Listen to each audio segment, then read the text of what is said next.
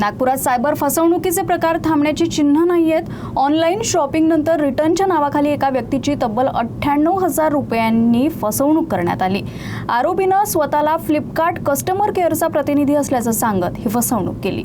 पाचपावली परिसरात राहणारे 45 वर्षीय सुमित सुदेश खेत्रपाल हे सायबर फसवणुकीचे बळी ठरले। 25 डिसेंबर रोजी त्यांनी फ्लिपकार्ट ॲपद्वारे जीन्स मागवली होती, मात्र मिळालेला माल खराब असल्यानं त्यांनी रिटर्नसाठी गुगलवर कस्टमर केअरचा नंबर शोधला। दरम्यान एका अज्ञात व्यक्तीनं स्वतःला फ्लिपकार्ट कस्टमर केअर अधिकारी असल्याचं सांगत त्यांच्याशी संपर्क साधला।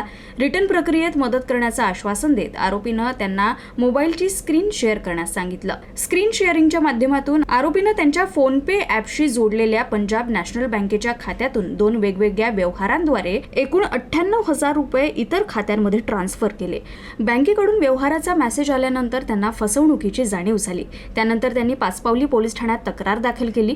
पोलिसांनी अज्ञात आरोपी विरुद्ध संबंधित कलमान्वये गुन्हा दाखल करून पुढील तपास सुरू केला आहे। एक माणसाने कॉन्टॅक्ट केला की ते आम्ही फ्लिपकार्टचे प्रतिनिधी बोलतो।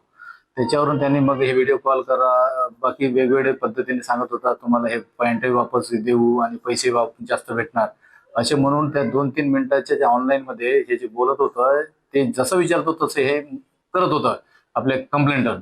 त्याच्यानंतर त्याचे जवळपास 2 ट्रान्झॅक्शनमध्ये 98,000 त्याची सायबर फसवणूक झालेली आहे।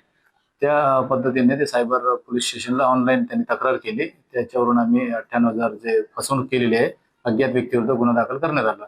आम्ही अधिक तपास करू, याच्या सर्व पद्धतीचे सर्वच बाजूने माहिती घेऊन त्याला आरोपीला पकडण्याचा प्रयत्न करू।